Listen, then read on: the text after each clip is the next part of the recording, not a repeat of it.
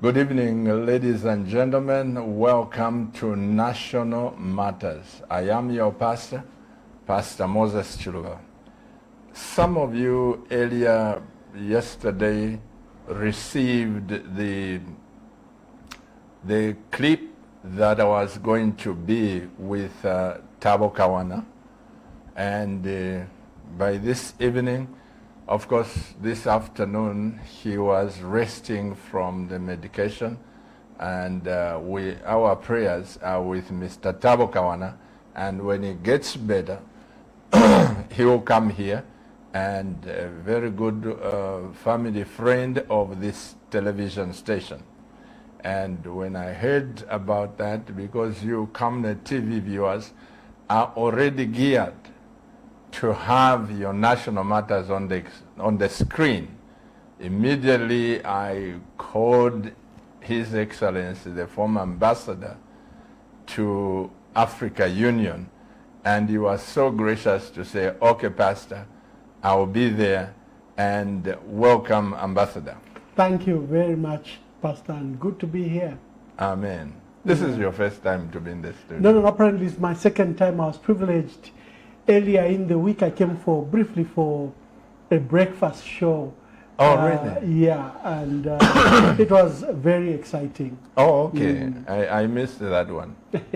But it's always good to be here. Well, Camnet is home. Yeah. You know, we've always supported you. Absolutely. Especially in my individual capacity. Absolutely. I've always supported you, and I'm glad to be here. And we are very grateful. Because when you were ambassador to South Africa, we were so grateful that you were so busy with your ambassadorial work, and my son Michael waited in South Africa, but we were with Madame Mwamba. She graced the occasion. We were very grateful. Yes. Because of your unending engagements in the diplomatic circles. Yes, true. But you know, for family, for Zambian issues, I always found time.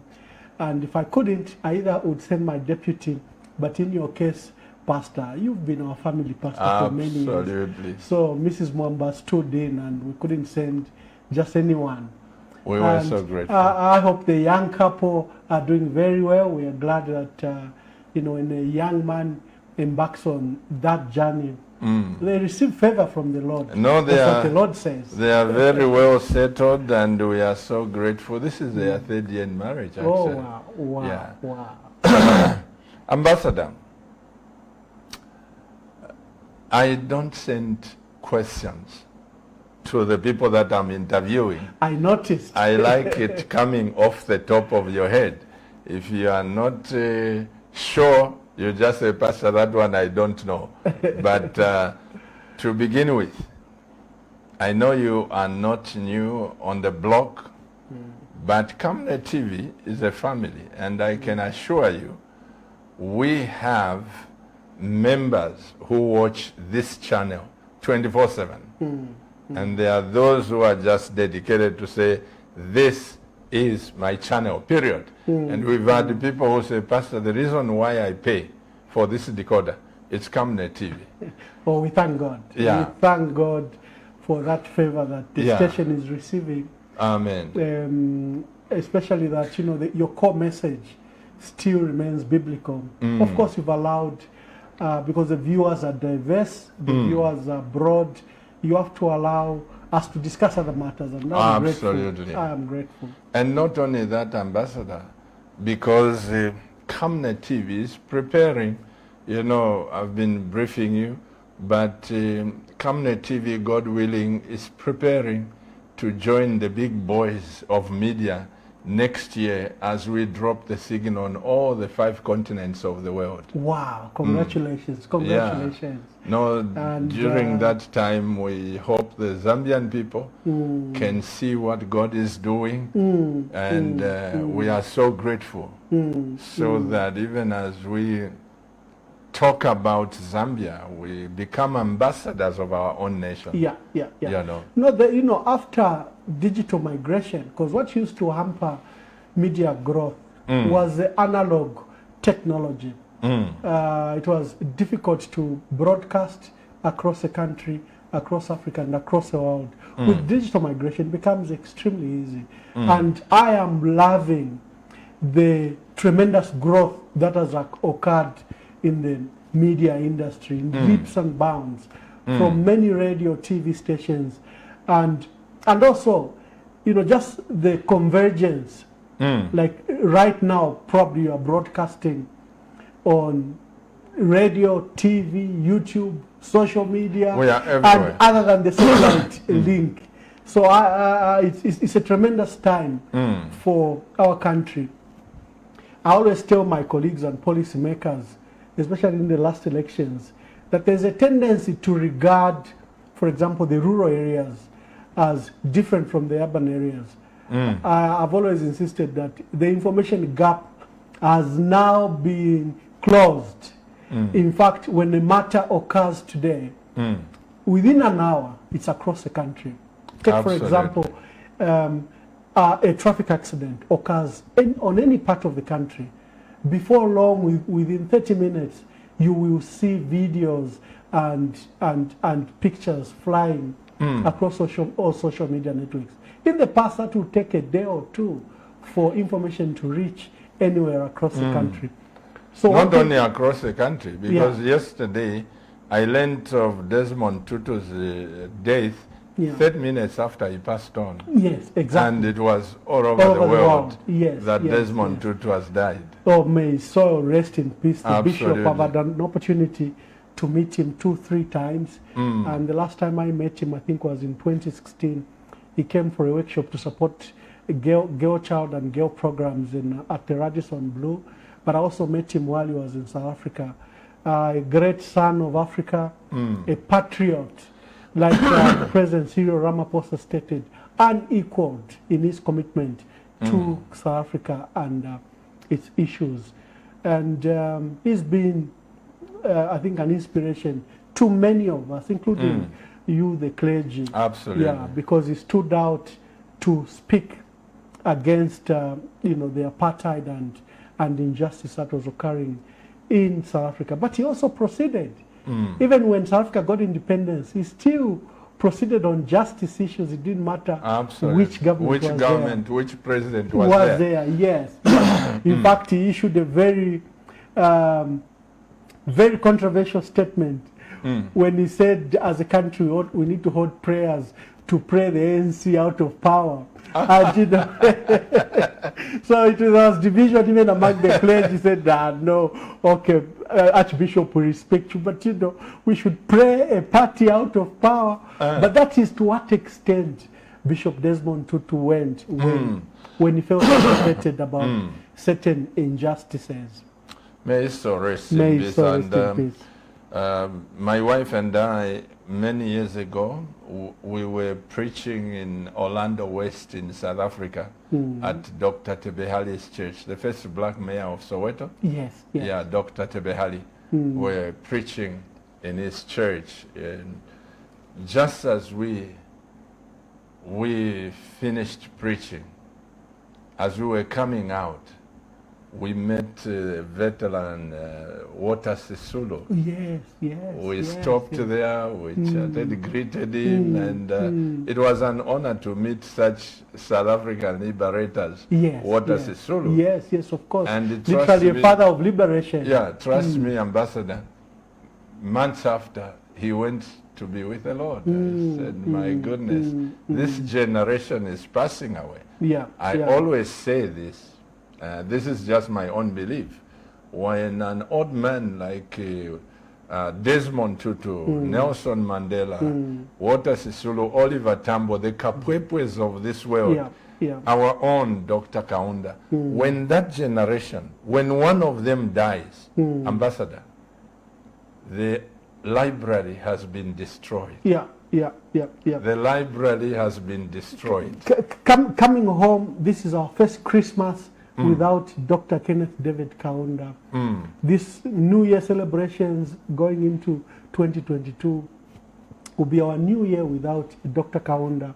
You know, I served in South Africa as Zambia's High Commissioner, and the reverence that South Africans give to Dr. Kaunda. You know, and I said, but this is a man in our own country we criticize, we lampoon, you know, but yet in South Africa they respected him so much. Because remember, the ANC were housed here in South Africa, in Zambia, for 30 years. Their headquarters was here. Oliver Reginald Tambo and his colleagues were here. Thabo Mbeki, Jacob Zuma. They even knew places they lived, whether it was in Kablonga, Lilanda, or Villa Elizabeth. They can tell you where they were. They will even tell you the number of safe houses where they would keep, you know, those wishing to go into exile, where they will arrive. And so we may not understand the great extent to which Dr. Kaunda contributed to the liberation of Southern Africa until you hear the stories from Namibia, from Angola, from Mozambique, from Zimbabwe, and from South Africa. You know, when I moved to Ethiopia as ambassador to Ethiopia and permanent representative, I met my colleague and ambassador from South Sudan. And he told me a secret. He said, do you know that when we're fighting for liberation of Southern Sudan, in the 60s and 70s, that Dr. Kaunda gave us diplomatic passports? Because, you know, they were homeless and, you know, Sudan as a country had ostracized them, called them terrorists, and they were moving on Zambian diplomatic passports. And he said, that great man, you know, Dr. Kaunda, may Africa remember him. You know, so there were those stories where you realize that our contributions were not in vain. The sacrifices that the Zambian people made and the sacrifices made by Dr. Kaunda were never in vain. I'll tell you something. Going to West Indies, I preached in a crusade in a stadium. Yeah. And when I was there, I didn't know that actually the meetings were carried from Miami up to Trinidad under satellite in those days, 1987. Yeah. I was preaching, and the following day, we received a phone call from the head of state, Honorable V.C. Baird, Wow. the first prime minister, the first black prime minister of Antigua in West Indies. Yes. Called me, went to meet him the following day over lunch, and when he saw me, said, I was so happy to see you. You come from Zambia. Yeah. Dr. Kaunda. Wow. I said, Wow. yes, sir. And he says, I met Dr. Kaunda in 1958 in Mosotunya. Livingstone. Livingstone.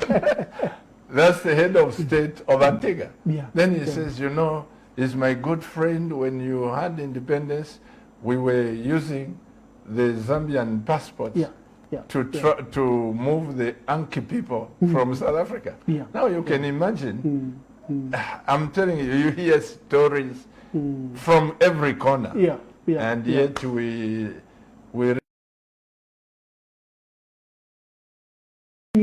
weaknesses of our leaders than promoting the good and the goodwill that they promoted. We have a habit of destroying their legacy than recognize the good they built.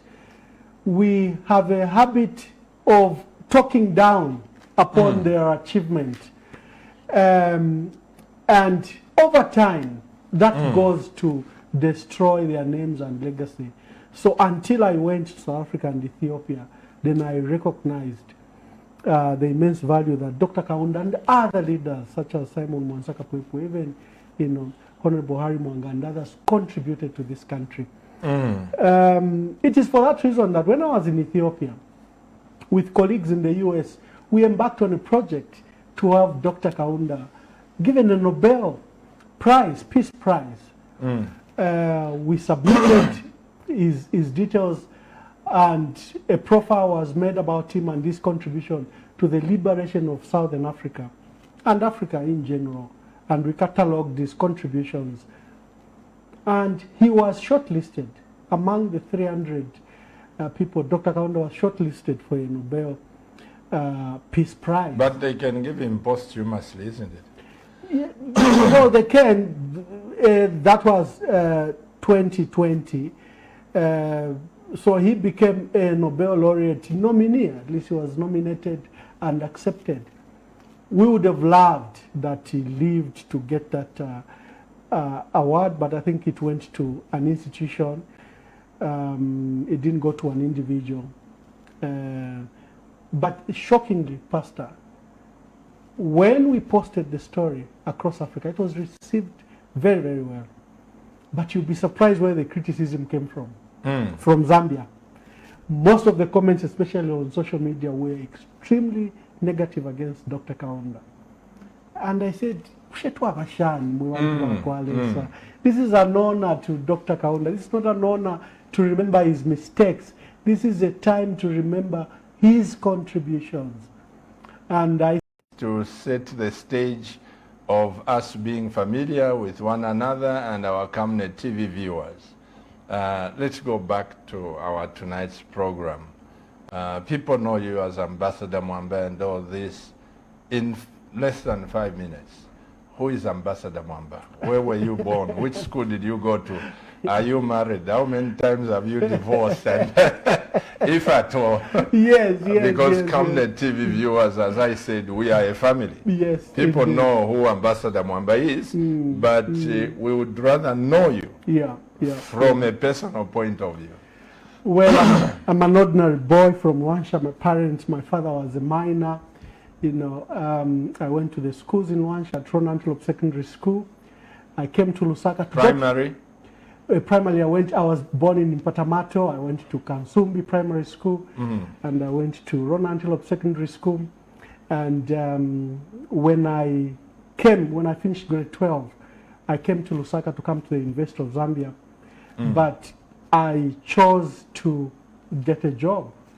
And I started my career in banking. I worked for the Zambia National Commercial Bank, period from 1991 to 1996. I went back to school. I loved journalism. I used to win awards when I was in primary and secondary school for writing.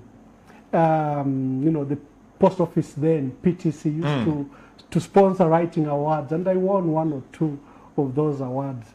So I've been a passionate writer and journalist. So I abandoned banking.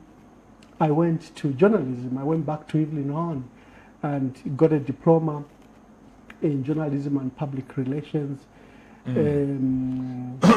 It's at that stage when I started trying to set up my own newspaper, and I was in civil society, that I met Dr. Chiluba. And before long, Dr. Chiluba was then a former president. This is 2002.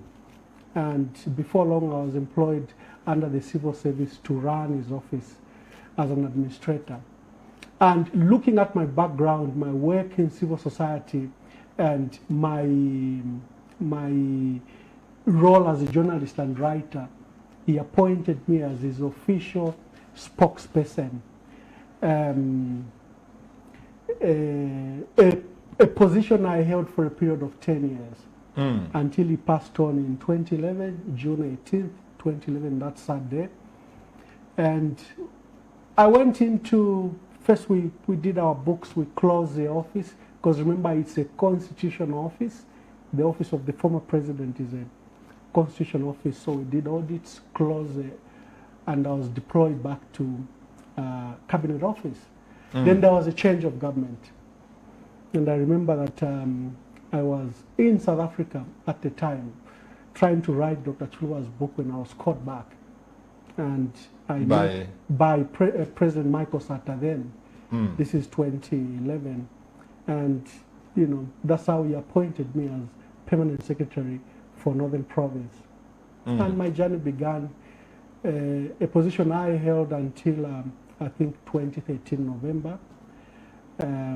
You remember I was fired in cabinet in the glare of all cameras when His Excellency complained about my position at Ministry of Information. President Sata. President Sata. Remember there was that public reprimand the president gave me that I'd given too many licenses, especially to entities he deemed were opposition. But by 2014, February, 3 months later, he called me back and actually gave me a job. He said he had given me a job as ambassador to Egypt or to South Korea.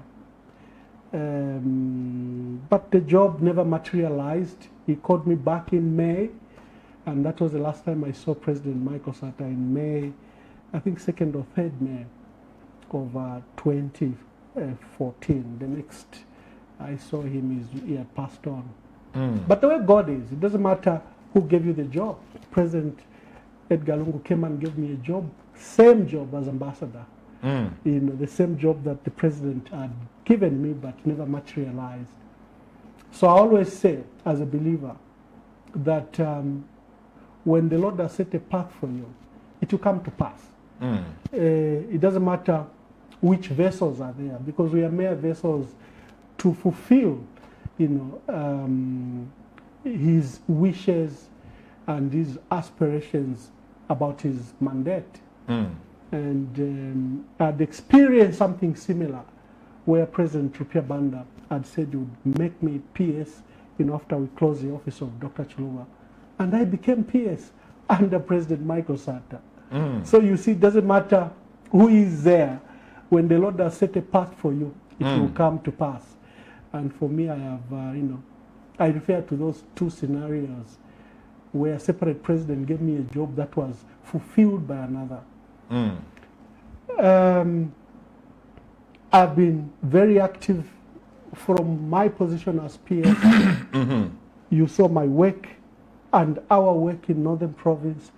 I had a very difficult task of separating the two provinces, because President Michael Sata, I remember, had set up Muchinga in opposition. In fact, he had two party officials that were separated. Northern and Muchinga had separate party officials, and one of the things he wanted fulfilled when he became president was to separate, birth out Muchinga province out of Northern province. So I was glad to, with all the colleagues involved, whether they were at local government, works and supply, to deal with that matter. And now we have the two provinces, Northern and Muchinga provinces. There are many things we did while I was in Northern. And we used to joke that the president used to use me like a fire tender. Before long, he had sent me to Eastern Province. And then before long, there were issues in Western Province. And he sent me to Western Province, where I served for a period of 9 months. One of my most wonderful, as permanent secretary, one of my most wonderful moments was in Western Province, because of its depth, its history, its legacy, its intricacies. You have to be sensitive to the various stakeholders that are in Western Province. Similar, even in Eastern Province, you have to do all those balancing act among the various stakeholders. So it was, my ventures into the provinces was extremely enlightening, because you understand poverty at local level. So, not poverty discussed in hotels, not poverty and underdevelopment discussed in policy and boardroom meetings. You meet it in the face, and you have to provide solutions. Because you know, you and me know, that for every office we occupy, the mandate is very clear. We have to serve our people. We are doing God's work. We are mere vessels. So that was my approach to these offices. At what point were you appointed to go to South Africa and later on Africa Union? Yeah, so when President Michael Sata died, before he died, when the President Edgar Lungu was appointed Secretary General, he called me to come and work with him, because we have a history together. While I was in Western Province, President Edgar Lungu was among some key ministers that advocated that because I'm good with information and information dissemination, that I should be brought to Lusaka and work, especially under Ministry of Information. So when I came to Ministry of Information and 2 months later, I lost my job, one of the people that was genuinely aggrieved was President Edgar Lungu, who would say, I wish you had remained in Western Province. Maybe you would not have been fired. Is what I mean. Yeah. So when he became Secretary General of the party, I'm one of the few people he called that, look, it's not that I have a job for you, but I want us to work together. And before long, the matters worked so quickly. We had the presidential by-election, and the President Edgar Lungu, won and appointed me as ambassador, High Commissioner to South Africa. This was 2015. And I served my term up to 2019. So when my contract was coming up for renewal, the President now even promoted me to go to Ethiopia, where I was ambassador to Ethiopia with extra accreditation to Djibouti, Somalia, and Sudan. And I was also permanent representative to the African Union, and also permanent representative to the United Nations Economic Commission for Africa. So there were great portfolios on the table to achieve and influence African, Pan-African issues. You didn't resign from Africa Union. You were recalled after the New Dawn government came into power? Well, so I've always wanted to go into politics. So in 2015, I wanted to, 2015 I began to campaign to stand in Kasama, where I come from.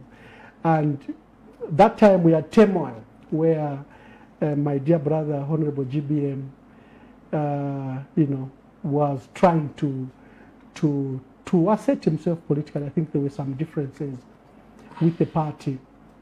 So there was a looming by-election. So I went into Kasama. But the President had appointed me as High Commissioner to South Africa.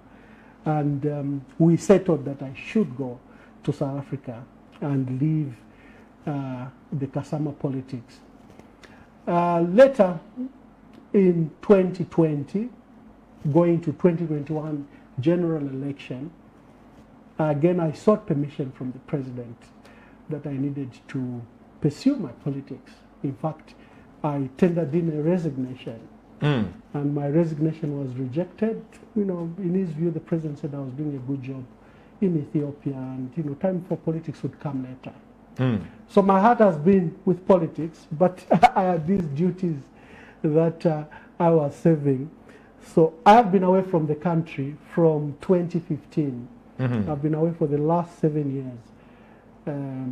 So when there was a change of government, and I was among the first 13 ambassadors affected by the recall. Remember, the State House announced a recall of 13 ambassadors among the 13 that were recalled by President Hakainde Hichilema. I said, well, I'll use my opportunity to go into politics, a thing I've always wanted. So when President HH called you,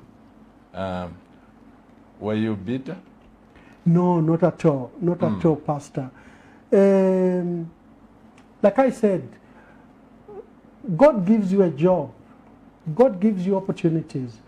I had this opportunity to be away from the country the last 7 years.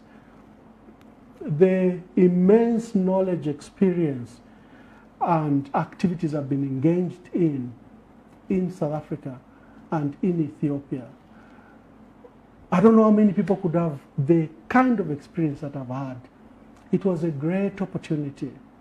Because the Lord knows the end from the beginning, Pastor. He knew why he took me to South Africa. He knew why he took me to Ethiopia. And he knew why I've been away for the last 7 years from this country. And for me, my approach has always been to do my job, whatever job I'm given. Whether I'm a permanent secretary in the bush, I'll do my job and I'll do it so diligently. I always, when I'm encouraging my staff, I always say, if you give me a job of a sweeper, all of you will begin to admire the sweeper, thinking it's exciting to sweep the floors of the offices. That is how I apply myself to any job that I've been given. For the rural areas, I ensure that I visited each district. I slept in tents, I slept in huts, I slept in lodges that were not particularly clean. But when you have been given an assignment, you have to do it and do it well. I ran on roads that were in many cases impassable. And when I became ambassador, I flew in luxury. Visited over 10 countries in Africa. I was in Senegal, I was in Mali, I was in Cote d'Ivoire, I was in Kigali, I was. Everywhere. You can see the contrast. I was in the US. You can see the contrast. So if you give your heart out, what the benefits have to come, but you have to work for them. Ambassador, I am not a politician, but I'm a very passionate Zambian. Yeah. And I've seen that you politicians have got one weakness. Because now you are a politician, that's why I'm saying you politicians have got one weakness. And the weakness that politicians have is that with your vast experience, knowledge, and everything, if I come into power, I'm not referring to President HH for the sake of those from Chipata, because their understanding sometimes can be different. For the sake of my tribal cousins from Chipata, I am not referring to President HH, but I'm simply saying you politicians have a tendency, instead of me looking at the enormous experience you have, the knowledge, the contacts, the everything that you have, I would rather, once I become president, I would rather make you irrelevant, so that I get somebody from Chitimukulu who just knows and say, come here, you will be on the desk. Why is it so? You bring people who are experienced to become irrelevant. My personal experience, especially in Ethiopia, a lot of ambassadors did a lot of farewells for me. The EU, the US, my colleagues from across Africa did a lot of farewells. And in their speeches, they would make you cry. They said, you are influencing things here. All of us ran to your embassy. It didn't matter how big you were, whether you were an American ambassador or EU or China, you came to the Zambian embassy. We had made it extremely influential. If there was an issue on the floor at the African Union, they looked for the Zambian ambassador because they knew if, for example, the Zambian ambassador was on the opposing end. So I would say, where is Africa? We have a new president and he wishes to have his own people. And they just regretted that things could be done better. I personally don't regret that I was recalled because I understand the politics here. I understand how we degrade even statecraft. I understand how we erode autonomy and independence of institutions. I understand how we do not professionalize, for example, the civil service. So I personally was anticipating and expecting that I'll be recalled. But I always look for solutions. What can we do better? The US have codified that when a new president from another party wins elections, there are over 3,500 jobs that are designated to be lost. And there are new 3,500 people that come with a new president. That's a way, because then in the US when a new president wins, in the case, for example, of Joe Biden, you know that your ambassador here will be recalled because it's codified. There's no debate about it, he will be recalled. And 3,500 other people. We also have the UK system where when government changed, mostly ambassadors and diplomats remain the same and permanent secretary are never moved. It's a highly professionalized, autonomous institution. The foreign service is extremely professional. We seem to have a hybrid here in Zambia, and it's not even codified. So The hybrid of both the US and the UK system. we have that system. in Yes, Zambia. that's what we have. My contract had not run out, and the contract of many ambassadors and diplomats that have been recorded have not run out. So they were cut. And that's a huge expense to this country, because you have to look for money to repatriate these 100 of diplomats you've recorded. It's a huge cost to the treasury, all because of political decisions. So as a country, we have to agree that when a new president comes, does he flush out all the permanent secretaries? This president has fired almost all permanent secretaries, almost all ambassadors. If a new government came in 2026, what will they do? They'll say, all these appointed are UPNDPS permanent secretaries, they are UPND ambassadors. They will do the same. And the cycle continues at the charge and expense of this country. We need to do things better.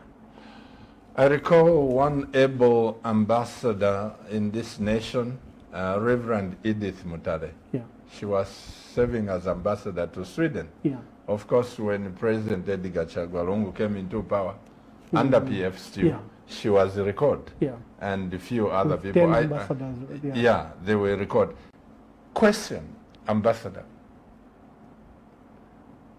Who is supposed to write the policy that certain people, whether government changes or political leaders change, certain officers, for the sake of continuity, for the sake of knowing the system, certain people should not be fired or be recalled? Who is supposed to write that? Is it members of parliament? Is it secretary to cabinet? Is it, who is supposed to write that? It's a constitution. In fact, The constitution. yeah, the term permanent secretary is intended to mean exactly that. You're supposed to be as permanent as possible. You're not to be, you can't be a permanent secretary who's temporal. You know, so we as a country and as a people must agree in our constitution what must be retained. We need to provide sanity to the confusion that occurs in politics, the abuse that occurs in politics, the misuse of power that occurs in politics. We need to ensure that we codify things properly in the Constitution so that the respect is from the Constitution. In fact, many of these institutions are creatures of the Constitution. The Chief Justice, the Speaker, you know, the Civil Service Secretary to Cabinet, Secretary to Treasury. It even provides for ratification by Parliament, for example, for Secretary to Cabinet and Secretary to Treasury, Inspector General of Police, and others are institutions created by the Constitution. So you can't just wake up and say, IG fired, this one fired, that one. We can, as we've seen several times, where one new president makes sweeping changes and fires nearly everyone. And I personally think that we lose a lot of institutional memory. It's not everything that you find in the books. The experiences are so wealthy that you can't even put them in a book. Absolutely. And so when you flash out people in the manner that we have done, then you see the mistakes, the basic mistakes being done. You see things that shouldn't be done. You see letters that should never be written by certain institutions being written. You see the overlap of power play between ministers and their permanent secretaries. And you can excuse them. The head of state is from the private sector. He's never worked in government. And government is a bureaucracy, it's a forest. You know, it took me many years. I've been there for 20 years. It took me many years to understand it. It's The like system. it's a school on its own. Yeah. Remember in the past when you were employed in the civil service, you needed to spend up to 6 months at the government school, at NIPA, because the civil service is not just that simple. The number of circulars the number of practices, the number of regulations. You can't understand government because you're educated. No, it doesn't work like that. So we shouldn't lose institutional memory. We shouldn't fire people accusing them of that they are PF permanent secretaries. There is no such things. I've met professional permanent secretaries that repeatedly said no to certain things. And they said, look, the financial regulations say it is me who will be arrested. I can't do you, minister, a favor. I can't. It will be me. We don't know where you will be. There are many professional civil servants, professional permanent secretaries, directors. Because they were appointed by President Edgar Lungu doesn't make them unprofessional. It doesn't make them partisan. Yes, we agree. Things could have gone wrong. There's always bad eggs, some bad eggs. But you can't use one brush and say, all ambassadors are PF, all permanent secretaries are PF, all directors are PF. You cannot do that. Well, you know, my heart bleeds, Ambassador. You know that I'm not a junior minister in this nation. I've been a pastor since 1982. And I've served under Dr. Kaunda on a personal level. All these presidents by the grace of God. And I've said no where no was supposed to be. And I've said yes where yes was supposed to be. In other words, I can't just agree to you, Ambassador, because you want me to do this. This is where some people would say, Pastor Chiluba is controversial. I thank God those people who go to school, they learned the term controversial, but only if it was defined what it means. I am saying this, Ambassador, one of my church members, a very qualified person in this nation, is going to be with the Lord. You remember Mwansa Mutanuka? Yes, yes. Was president of tennis something, and he was president of the tennis association. Yes, national meeting, Chilanga, and the last job he held was the MD for national meeting. We were staying in Chilenge that time. And because he was my church member, he comes with his late wife, Mrs. Mutanuka, may their souls rest in peace. He comes and he says, Pastor, I just came to tell you the good news. I said, what's the good news? He says, President Chiluba has appointed me as permanent secretary for agriculture. I said, praise the Lord. We celebrated with my wife. Then he says, don't celebrate too much, Pastor, because I've turned it down. He was one of the rare sons I of said, Zambia. why did you turn it down? And here's what he said, Ambassador. He said, Pastor, politicians can embarrass you. One, I'm a professional man. One, I'm a qualified man. The qualifications I have as an economist, I can't cheapen myself. Only to be fired because sugar was not delivered in time. And he said that, not in spite, but he said politicians don't respect professionalism and qualifications. On that basis, he remained in the private sector.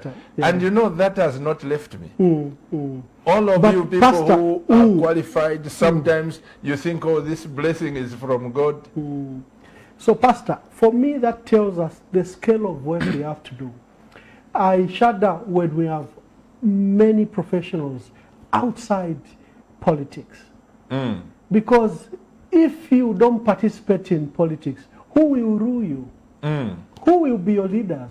Cadres. The ones you've left, you say, politics is too dirty, it's not for me. Then who will rule this country? So we should have as many professionals as possible in the politics to professionalize the politics. Your position, Ambassador, is my position. I'll tell you what. Not looking down on these appointments that have come. Some of them are going into government for the first time. Yeah. Yeah. They don't even know which office is where. Yeah. Okay?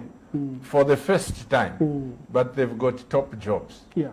Now, for them to learn the job, it will take them probably 10 years to catch the system, Yeah. how it works. Yeah. Yeah. So you'll find that before long, the election is there. This is where now you find the permanent secretaries, commanders of different forces Yeah. campaigning for the government of the day, because they know if I lose this, if this man goes, Yeah. my job is online. And this is the problem that we have in Africa. Yeah. No, so we need to promote institutions, promote the autonomy of these institutions. The civil service needs to be professionalized. That's why there's been great disappointment, which I have even stated, that His Excellency the President Hakainde Hichilema, promised to professionalize the civil service. And he has gone against his own word. And Pastor, why do I say this?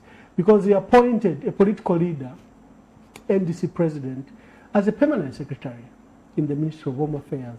He appointed his own deputy secretary general as permanent secretary at cabinet office.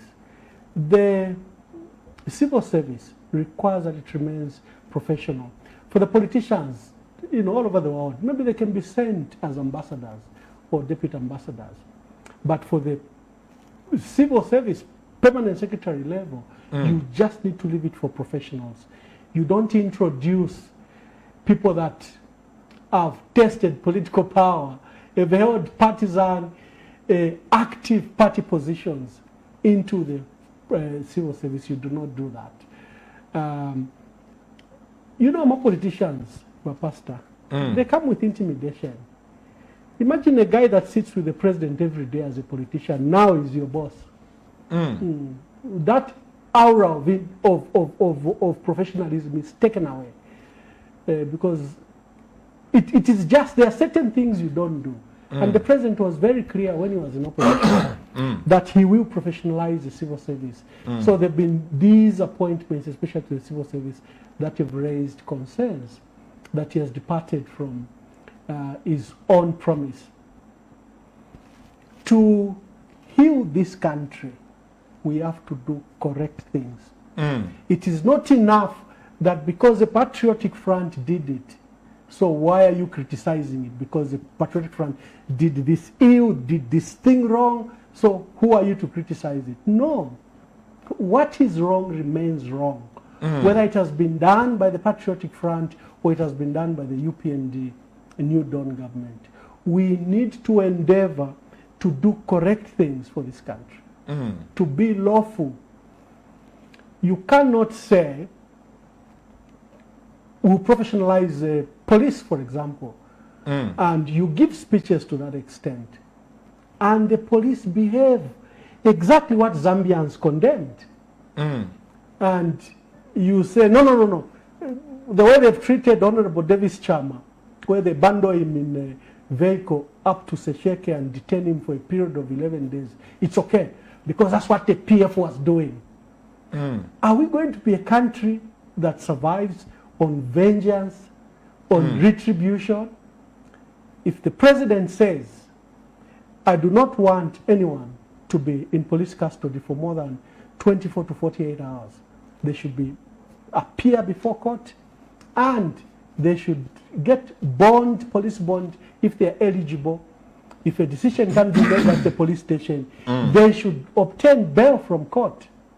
And then you have someone detained for 11 days without appearing in court and in police custody. That is walking back on what Zambians decided when they went to elections on 12th August. They were angry with the Patriotic Front for many things. So the hooliganism, the cadreism, they wanted, the police to behave professional. They didn't want cadres to be above the police. Of course, there was other factors, such as the state of the economy, because the economy has been a challenge the last 7 years, and you need to accept the factors. So there were many issues that our people went for elections for on August 12th. Some wanted employment, especially young people. Some wanted education opportunities, especially the young people. Some wanted the conduct of our civic and political affairs changed. They didn't want cadres ruling in markets, in bus stops. Some wanted, complaints against corruption to end. So the voters were diverse in their needs. Some listened to the president, the current president's promises. Some wanted changes both in the way we're doing infrastructure and the issues of rural development. Our voters said something. They expressed themselves on August 12th. We can't run away or begin to repeat that Zambians changed on August 12th. We can't pretend August 12th didn't occur. It occurred and it changed the trajectory of this country. Well, Ambassador, this is quite deep, especially for people like me, because my wife and I are Zambians. Yeah. And I know a Zambian that I want to live in. Yeah. Not a Zambian where you divide the nation on political or tribal lines or affiliations, because trust me, if there are viewers out there listening to our conversation, they will say, Ambassador Mwamba, you are crying over spilled milk. Those on the PF, they are saying you are making sense. But I want to live in a Zambian where, whether PF or UPND, you develop, like my wife and I always teach our children, that the mind is like a parachute. Yeah. It works better when it's open. True. When you keep your parachute closed, you crash and you die. Open-minded Zambians, like we are discussing right here, we need to do something. I'll tell you what. You remember the former PS, Bruce Munyama? Yes. The lawyer. The famous Bruce Munyama. Yeah. I was playing golf with him at Lusaka Golf Club in hole number 4. Just before we crossed the stream, he told me something that blessed my heart. He said, Pastor, now the civil service is full of cadres. Yeah. That was before he died. I said, why do you say so? He says, a long time ago, Pastor, you never joined the civil service without going for training. Yeah. You had to be trained for it. You had to know how to write a letter to the president, to this one, to who to give a copy to, and what. When he started explaining, then he says, do you realize Pastor was the first permanent secretary in the Ministry of Foreign Affairs after independence? And the things he explained, today when I sit, I'm seeing appointments that come. Sometimes you say, where is our nation going to? Yeah. Not only in President HH's government, but even in President Chagwa's Lungu's government, even in President Sata Chiluba, all these sometimes, I can tell you, it's not only President HH.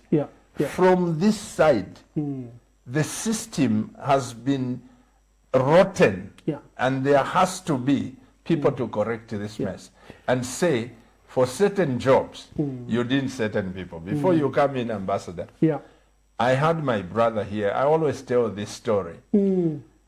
He was mobilized from the University of Zambia in the 70s as a member of the Red Brick. While he was at University of Zambia, he was a member of the special branch. He was being paid. But he rose to ranks in this nation that when he came as DC commissioner, you remember Mwamba Makasa? Yes. That man was trained in Israel, trained in Scotland Yard. The wealth of information to us relatives. Yeah. We have lost that man. When he sits like this, he was quiet and he would be jovial. Yeah. But when he starts telling you, you see, oh, my goodness, how much can it take to train such a person? Yeah. Yeah. But you find when the government changes or presidents, They're flushed out. fired, this one fired, before you even extract the information from such people. Yeah, and they are treated like they are enemies. Yeah.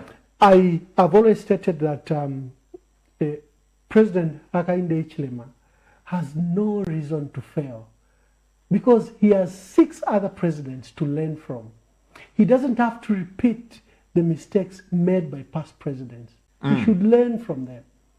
He has no reason to fail at all because the mistakes of the other presidents are known and they are committed already. So a new president shouldn't walk into the same mistakes of his predecessors. He should be better, so that there's incremental improvement. Each president that comes, we build on what they've done. We keep away from their mistakes, but we build on things that were good. And that way, we will build a better Zambia. We will build a prosperous Zambia. That way, we will have a country which we will all be proud of. That way, if you promote equity, justice, economic prosperity for all, that way, each person will be proud to be who they are. When I was permanent secretary in Northern Province, there's a trait I found across all provinces. Some people would come and say, no, these people from other provinces, what are they doing? Why are they holding positions here? I went to Eastern Province. I found the same complaint. These people from other provinces, what are they doing here? Why do they hold positions? I went to Western Province. I found the same thing. But during my stay in Northern Province, I decided to research what is this people are complaining about. And it was an odd policy by Dr. Kaunda, where he purposely sent new recruits into the civil service to other provinces other than where they come from. Like Wapadon Katongo, you remember you went and grew up in Mongu. You will have Muvitas in Kasama. Similarly, across the provinces. It was a deliberate policy because Dr. Kaunda wanted the real One Zambia, One Nation. And he crafted policies because he knew if you send a young man who is from Southern Province, you send him to Kasama, he's unmarried, you will likely find a woman there. And the next generation will be people that are more tolerant. If you find someone from Northern Province, you send them to Western Province, similarly, they'll find a young man. That was a good policy. So the One Zambia, One Nation we have was also crafted by policy, literally to force integration. So you are saying, Ambassador, if we were living in Kaunda time, Cornelius Mwetwa would not be PS for Southern. No, not at all. He will go elsewhere else. He will go to... because Dr. Kaunda purposely wanted... especially civil servants and leaders to understand that Zambia is more than one tribe. Zambia comprises, 73 ethnic groupings. He wanted us to, he literally had to engineer the One Zambia, One Nation in action by policies like that. So the intermarriages you saw, some were accidental, but some were forced by those policies. And the outcome was good because it was respect. You begin to respect. There is no tribe that is above another. It should be no dominance of one tribe against another. He forced the One Zambia, One Nation into action. So what I referred to Honorable Mwetwa, Cornelius. Suppose maybe the president says, because he's from Southern Province, he knows all the problems, he knows all the area. So instead of bringing a Chilufya from Northern Province, take him to Southern. By the time he's settling down to know where Mapatizia and Dundumwezi are, it's in the next elections. One of my best times was in Western Province. When I was changed to come to Ministry of Information, there were even challenges because they were literally calls to the president for him to rescind that decision. I had the most wonderful period of my time in my professional career in Western Province. I have not studied the particular case of Cornelius Mwetwa, but my point is that to build the One Zambia, One Nation, it has to be done with intent and with practice. You cannot provide lip service to a One Zambia, One Nation. We have seen regional politics emerge where parties are strong from areas where they come from. We have seen the emergence of regional and tribal politics, especially in the 2016 and 2021 elections. Zambians don't want tribal things. They don't want tribal politics. The way we live in our homes, Pastor, I don't know who your daughter or son is married to. You cannot assume that by surname alone you'd know who people are married to. We are so, with intermarriages, we are so united as a people. So we have an adverse issue where politics are dividing our people. And for me, I have said politics of division should not be in my traits, should not be in my practice. We should, I think, build on where Dr. Kaunda left us, a One Zambia, One Nation. And we should not pay lip service to the One Zambia, One Nation, where we say One Zambia, One Nation and practice tribal or regional politics. Question, Ambassador. If President HH asked you to save, or just as you are, I know you are PF, I know, are you PF? Yes, I am. Okay. I've been associated with the Patriotic Front since 2002. Yes. Would you have it in your heart, when you see certain things going wrong, you make a call, President HH, can I see you? I think based on the experience that I've had, this will take the country backwards. Do you have such thoughts in your mind, or his mistakes would be your joy? I've always, I think, been national in nature. I have, but I recognize the practice of our politics. Imagine if there is a terrible mistake the president has made, and I don't want to embarrass him by writing it on my Facebook page, and I wish to see him. How will my call be taken? Why does he want to see the president? And if my colleagues in Patriotic Front heard that Emmanuel Mwamba was trying to see the president, what will be their reaction? So our practice of politics is still at base level, full of suspicions, lack of engagement, lack of productive engagement, lack of productive and constructive criticism. It's all assumed from the worst case scenario.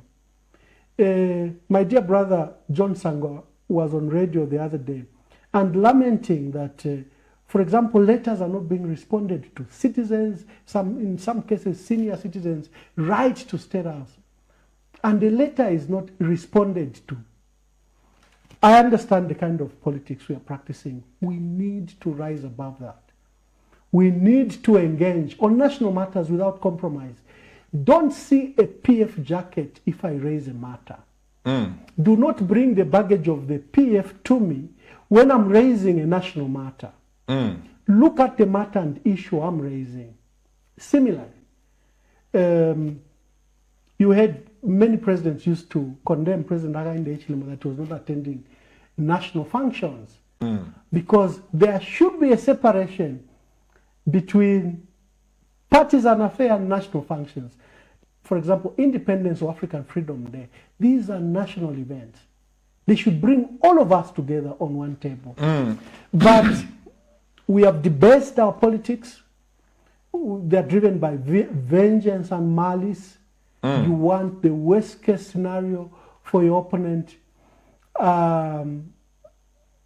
I have condemned recent arrests because it don't seem to be driven by the crime that was committed or by evidence. They seem to be driven by a quest to crush the Patriotic Front and its leaders. That is wrong. You need a strong, vibrant opposition to keep you in check. The Patriotic Front is part of the democratic process of this country. It should not be a quest to destroy it or its leaders, where you begin to manufacture lies against them, to arrest them and trying to break them and their will. We are taking away from what our people want. Our people want, just a minute, Pastor. Yes. Our people want really for us to be a prosperous, democratic country. And to be a democratic country requires that we also accept the opposition and strengthen the opposition. We also accept that there's a ruling party that has a mandate for 5 years. That way our engagement will be mature, our engagement will be patriotic and national to the goodwill to the goodness and goodwill of our people. I want to say this, Ambassador, when you are talking, that is in civilized countries where you need a strong opposition. But in Africa, even the majority of the people, especially the powers, I mean the leaders that are in the party, trust me, in power, if it were possible, they would rather have a one-party state where there is no opposition. Because in Africa, if you criticize a sitting government, you are in danger. You'll be investigated, you'll be visited, there is a term called cartel. But to come to your own ambassador, there are certain things he was very accommodating. But the problem I have, always, I've said this without hiding, you may be good, Ambassador Mwamba. The people around you, I'm telling you, the people around you, because they have to protect their jobs, they have to protect their families, they have to do this. This is why they even tell lies. How many people went to State House and told lies to President Chiluba about me? You know that. And thanks be to God, one day my wife said, you go. The president called me, Pastor Chiluba, come to State House, there will be this. I said, okay, Mr. President. For some reasons, I had no vehicle. And my wife said, you've got to go. Don't think when the president goes, you are the most important person.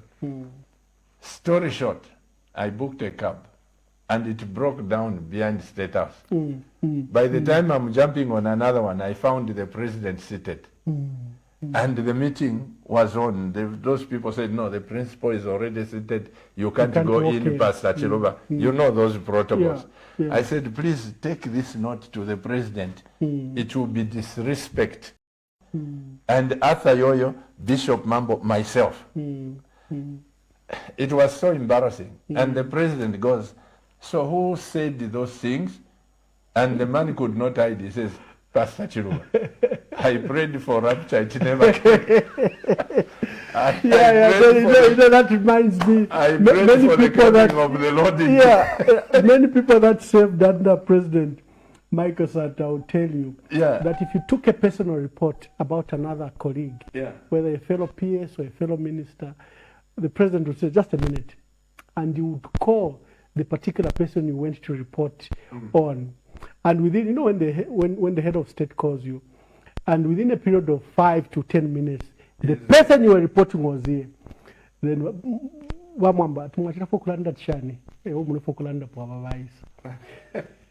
sometimes that is to cure the lies and malice. You feel like you are in the free. Oh yeah, because they know access to the president is so limited. So the few that have access to the president might abuse their position before the president and try to destroy their political or personal enemies. But Pastor, for me, I come to this principle. We blame Dr. Kaonde, was a good man, but the people around him.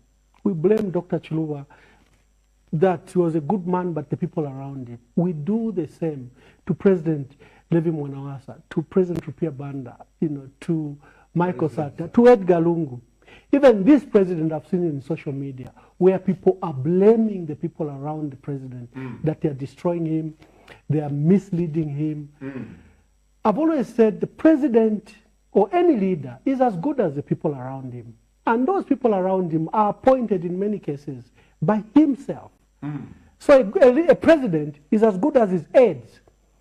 If you appoint bad aides, bad assistants, or bad advisors, you will be a bad president.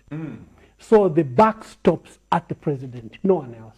You can't blame those that are around him. Who has appointed them other than himself? It's a reflection of his own judgment. So we have a habit of blaming advisors and assistants and ministers. For me, the buck stops at the president. Remember, the biggest crisis we have in this country and across Africa is leadership. And leadership starts with the president. Yeah. What you are saying, Ambassador, let me share with you the story only my wife knows. Yeah. And somebody watching, I want to mention the name. Yeah. You know, President Satandai came a long way. Yeah. He was a family to me. The children used to come to church. And in 1991, he called me and he said, one day I'll be president. It's me. Wow. 1991. Wow. And even after the second term of president. So in short, President Chiluba would come, Sata would come to our house, what. I don't want to say a lot of things. So when he went into State House, I've said this, he asked me to serve as a minister nominated. Yeah. And I asked my friends, they said, Pastor, this Home Affairs, and as a preacher, you would suit well. I went there, and it was okay. But before he could announce, my wife and I went to say thank you for that, because my children said, Daddy, if you are fired, you have been standing on God. Yeah. You were not on Kaunda's side, on Chiluba's side. What has changed? On that basis, I said no. Yeah. Trust me, most of these members of parliament who served in President Sata's government, they are listening to me. Most of them were getting their letters of appointments. I was with President Sata in State House. They would come, get the letter, go out, but something happened. And this is what I want to say about presidents. One man comes in, and the President Sata says, do you know this man? Yeah. The man says, yes, sir, he's Pastor Chiluba. He says, oh, okay, you know him. Sit down. He says, what can I do for you? Have you brought the letter? He says, yes, Mr. President, but this is between you and me. And President Sata says, between who and who? You know how he was. Yeah. Then he says, I asked you a question. Do you know this pastor? You said yes. Okay, since you want it between me and me, you go. I'll call you when we'll be there. And the man sensed that he may not meet President Sata. Again. I've never shared this story. Yeah. The man says, no, sir, I've brought the letter. And he produces the letter to the president. The president says, let me see the letter. He looks at the letter and he says, who gave you this letter? Yeah. He says, no, Mr. President, I got it from the system. He was working for the government. Yeah. He goes and gets the letter when he was fired. And the reasons. The president looks at this. He says, you are a criminal. You know that? This is supposed to be on file. Yeah. It's the original. This is original. How did you manage to get this letter from the file? He picks up the phone and he says, bring me this file. And he puts down and he says, look, I wanted to appoint your wife into this office. I'm shredding this paper. And he goes, Gwah! I'm looking at the president and the man starts shaking. And he says, listen, I've worked in government for a long time. Yeah. No, he was well I experienced. cannot allow a person like you to work under me, whether it's for good, because I'm going to employ a criminal. Yeah. Yeah. That shook me. Yeah. The man says, leave the letter here, and he left the letter. He says, get out of my office. Cause cabinet to come and get the letter. I'm telling you, there are certain things that I saw President Sata when we were sitting like this. He would act decisively. So when you say no, sometimes the people around, I have about the fascination, yeah, you know, with the political history of this country, and you know, about the rare privilege of serving some of the presidents, and it is very insightful when you see how we conduct our politics, how state power is exercised, how you can use that power to build or to destroy, because the powers to make peace or make war is under the hand of the president. You have the instruments of power. It's under the hand of the president. He can choose the direction of this country, to peace or to war.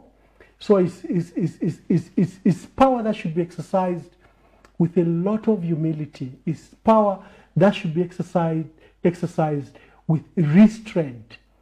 Because if you want to use that office to punish citizens, you can.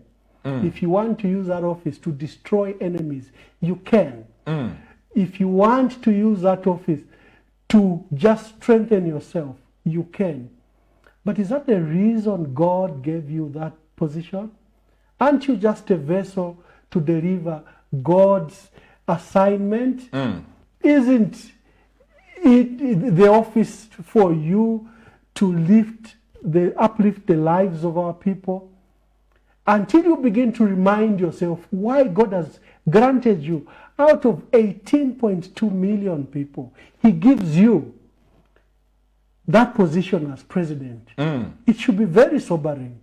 And for me, it's a reminder, why do I have this power? You know, and I was very privileged that I sat under the feet of Dr. Chiluba for a period of 10 years. And you know, I met him in his loneliest moments, you remember. He had lost power, friends had deserted him, business colleagues had deserted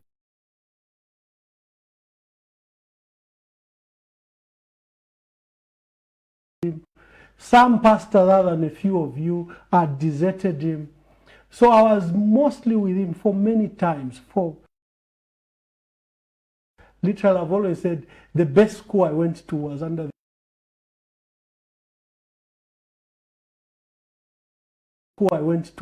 the feet of that Even man. when I used to visit him, I would just find you with him. Yes, with him, yes. So I was there under his feet for 10 years.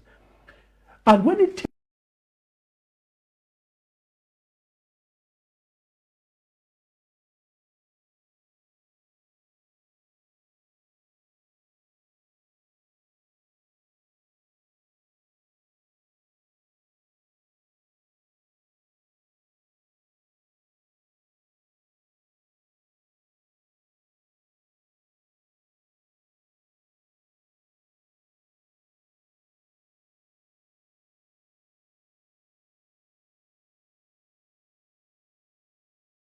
back, you know, or on many issues, you know, like the war in DRC. That was never a war. You realize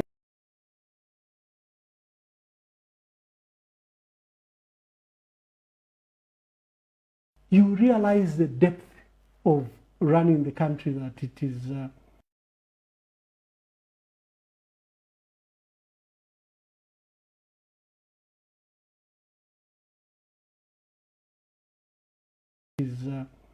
it should never be an exercise taken lightly, you know.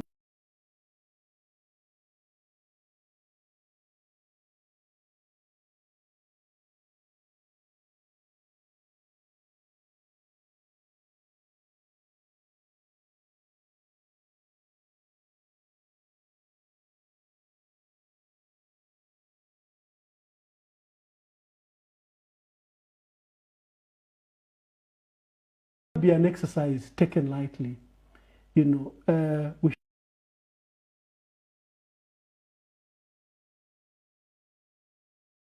should take it with the humility, but also with the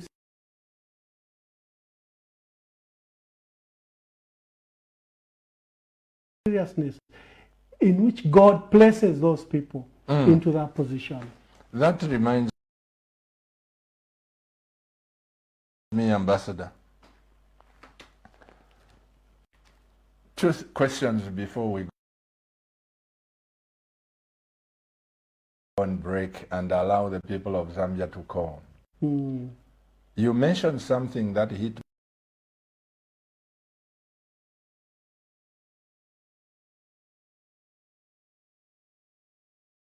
my heart, and I've been looking at this because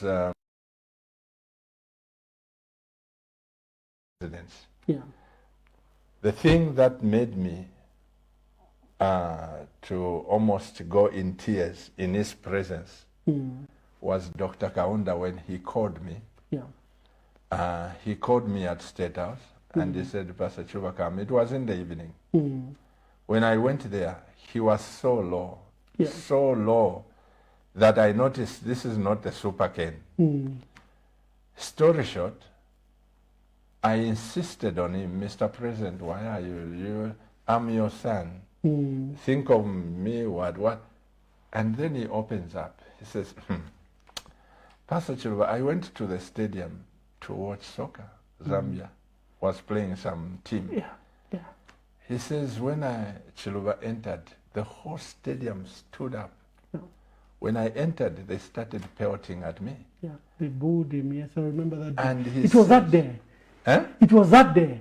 Oh, I'm saying it was that day. That same day. Wow. Now in the night. Yes. He calls me because he wanted prayer. And he was feeling low. Then he says, the people are forgetting I'm still Commander-in-Chief.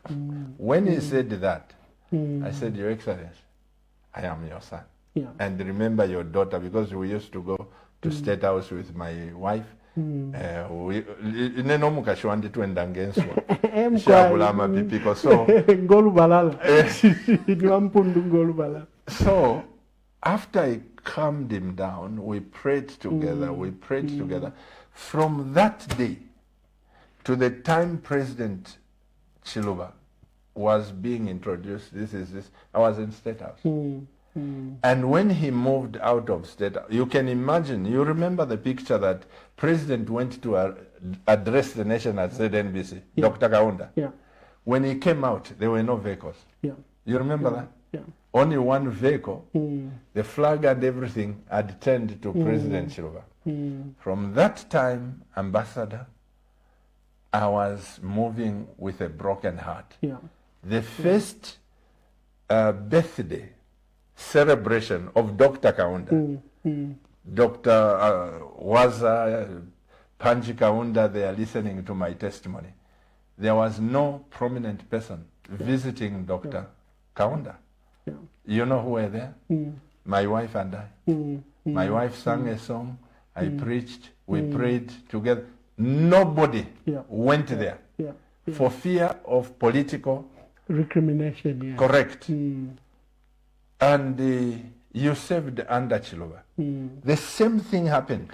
Right now, as we are talking, I can assure you, President Lungu has few friends.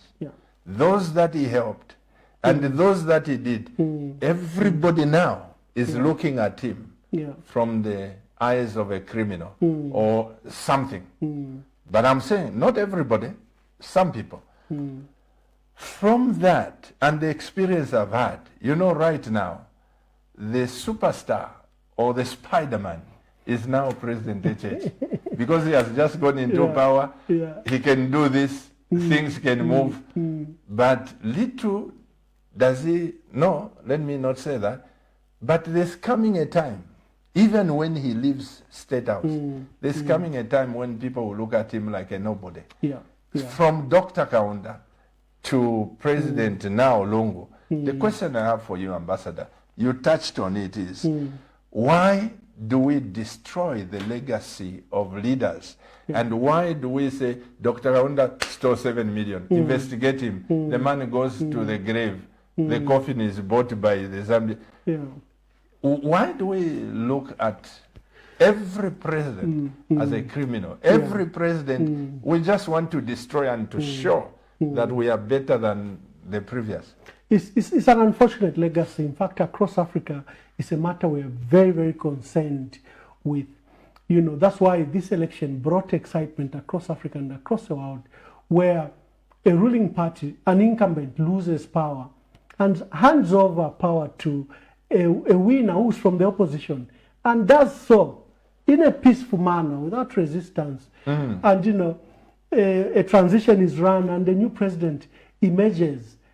That's a very rare story in Africa. Absolutely. And that's why we have to celebrate what we've done. And that's we've done what it. President Rupia Banda also did. Yeah, we've done it 3 times. You know, Dr. Chiluba beating President Kaunda was an incumbent, and Dr. Kaunda peacefully handing over power. Even before his term was over. Yeah, exactly. And President Rupia Banda losing power and giving it to Michael Satawo's opposition leader. And President Edgar Lungu losing power as an incumbent and current president and giving power to Hakainde Hichilema, President Hakainde Hichilema.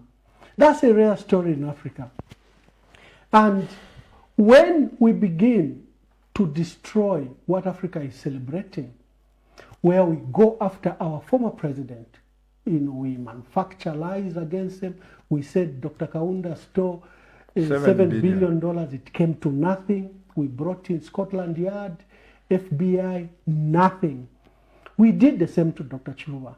We brought in Scotland Yard, we brought in Serious Frauds Office of London. Yeah, MQI. We brought in institutions from South Africa and from FBI from the US. It came to nothing. We lifted their immunity. We did the same to President Rupia Banda. Should we repeat this on President Edgar Lungu? Why can't we learn from our history?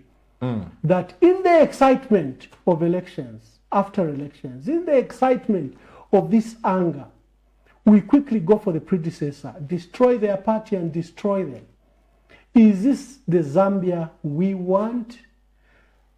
My core pastor is to the leaders. When we win and lose elections, there should be a time of calming down. Because remember, elections are extremely divisive. They divide us. They divide families. They divide family members and friends. That's what elections do. They, in the manner, because they are strange to Africa. You know, we do them like it's life and death. We want to destroy the losers and celebrate the winners. So it's incumbent upon the leaders to calm the political temperature. It is incumbent upon them to bring the nation together in unity. It is a duty, especially of the winner, to do that. It's not the loser to do that. It is the winner who is leading. That is what I see missing. Because if you follow what people are instigating, they may not be friends of President Lungu. They may think that you hate them in one way or another. And they would like to use their relationship with President Hichilema to punish President Edgar Lungu in the name of fighting corruption. So a president has to be very sensitive to these issues. Am I saying we shouldn't fight corruption? No, we should fight corruption. But there's a manner in which we do it. And in my view, the Constitution has envisaged that we need to keep the immunity of presidents. That's why it has been given to them. If there was no need for former presidents to be protected, you would not have it in the Constitution. The immunity of former presidents is in the Constitution. Why is it there?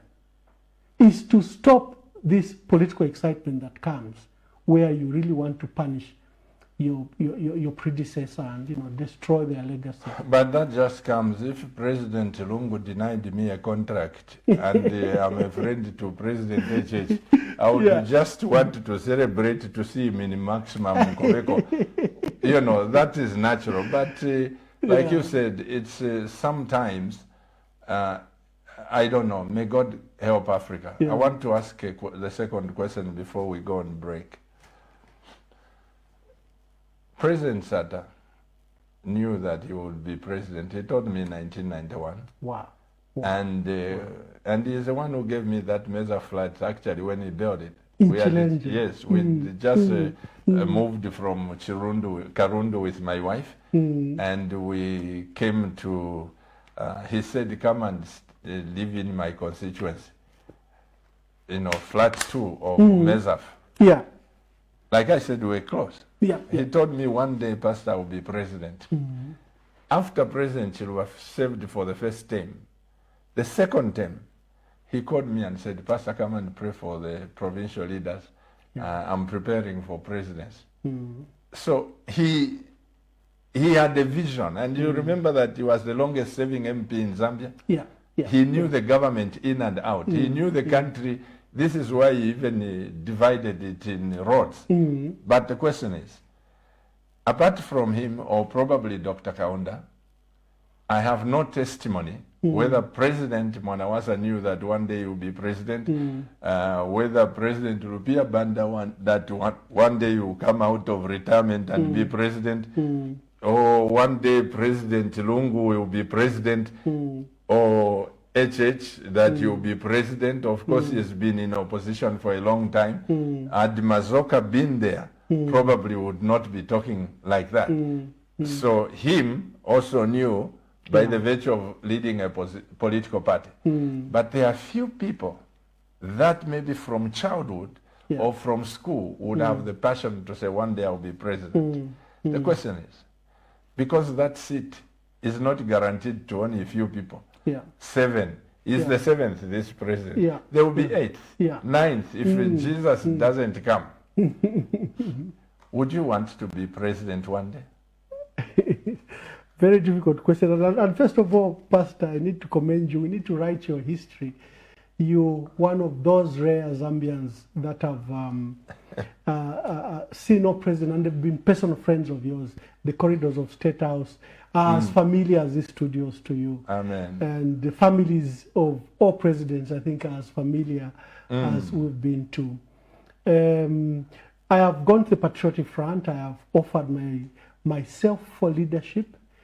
And I've said I'm amongst some of the leaders that are aspiring to lead the Patriotic Front, among them my dear brother Chimbaka Mbwidi, among them Honorable Given Luwinda, Christopher Kangombe, Brian Munduvile. I'm among those that are prospecting to lead the party. Why am I saying I should lead the party? I think I have a unique story. I've been the paths that the Lord has walked me in, you know, an ordinary boy that rose to the huge positions I've held, the massive experience I have locally and internationally. I don't think that is in vain. I don't think I should take it to farming. I think that you can I need that to participate. to our nation, to this country, and that are these rare, very rare opportunities to meet the heads of states I met, the very powerful people in the world that have had the opportunity. And you still have connection with them. Yes, and I have served the humblest of people in rural Zambia, whether it was in Shangombo, Kalabos, Congo, whether it was in Impulungu, Kaputa, whether it was in Lundazi. I think all this should not go to waste. I am offering myself available to help lead the PF and see how we can, you know, then work together to reclaim power in 2026. What's this? What is your belief? People say there is this trend. When UNIP goes out, it will never come back again. When MMD goes out, it will never come back again. Now PF has gone out. It will never come back again. What's your view to that? It's very simple. The Patriotic Front should learn why UNIP didn't come back. What mistakes did UNIP make that they didn't come back? For example, UNIP boycotted the 1996 elections. There are 25 MPs. Remember, they had Eastern Province as a strong. If we have an opportunity. Trust them again with this. I'm sure that will be the campaign. What would you say to that? It's not criminal to lose elections. It's normal. We've taken the path as a country of democracy. How many times do the Republicans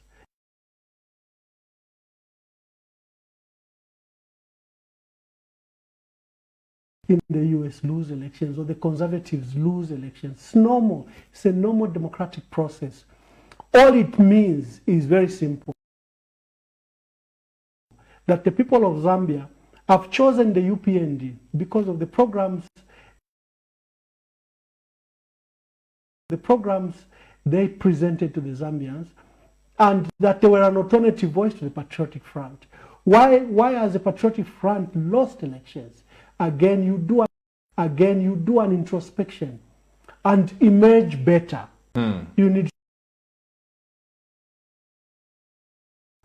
need to, the famous words that are being used, you need to rebrand, you need to rebuild, you need to restructure, you need to come afresh to the Zambians. Yes, we accept our mistakes. Yes, we did this, but we can do better. They should mean what the words say, so that the Zambians can trust the party again. And remember, we have an ugly scenario and history where former ruling parties have failed to come back to power. They sink into oblivion and just reappear at elections. The PF has enough resource to learn from, not to repeat those mistakes. Well, Ambassador, time seems to be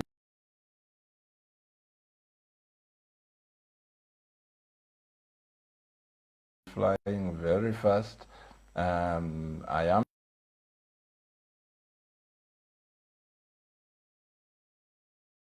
your pastor here on national matters, and I may not be the best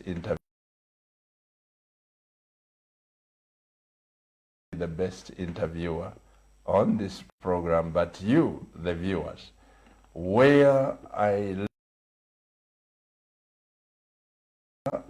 left the questions, you can pick up and ask my guest, Ambassador Honorable Mwamba. But remember, if we are going to build this nation, I surely do not allow debates. This is not just another channel. Mr. Director, please give us the lines, open the lines right away without break, because we are behind time. And let all the text messages begin flowing, and we thank God for that. I want to go back. One of my friends in Uganda, Dr. Bwanika, he has stood against Museveni several times. He has lost. And recently, last year, he decided, as a leader of the opposition party. Most profound lessons are always when you are down in the valley. And for me, they build character. That when you have an opportunity to rise again, you will know how to deal with relationships. Has the new Dawn government done anything good? Because we seem to be condemning them every day. I would like to applaud something that is in the national budget. The employment of 30,000 teachers. The employment of 11,200 health staff. And I'm told there's a number, I don't know whether it's 3,000 in the agricultural sector where they will employ extension officers. A total number of 41,000. Is there a COSA? Okay. A job given to any Zambian is very good because it brings something to the table for that family. You continue, Ambassador. Let's pick up this. I'm so glad that you can acknowledge that they've done this. Hello, good evening, sir.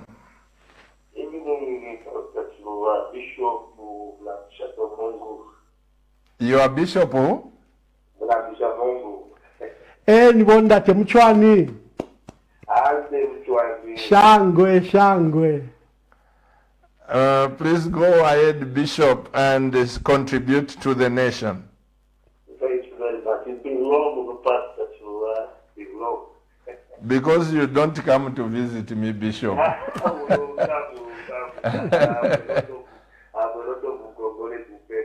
You see now. We will see which we can afford the bag of rice Now you are talking about rice. Just bring it tomorrow. Yes, Bishop. Yes, thank you very much. The program has been very, very wonderful. Yes, sir. I like the way you articulate matters on the program of Zambia Nation Matters. Yes, sir. You see, I'm so glad and grateful because honestly speaking, as a bishop, I would not know Honorable Mwamba personally, except tonight, if I can call it today, by way of introduction and through matters. I knew Honorable Mwamba through what I've heard about people, about him, from people around about him, except tonight. And so I'm so grateful. Looking forward to probably meeting in person, God willing.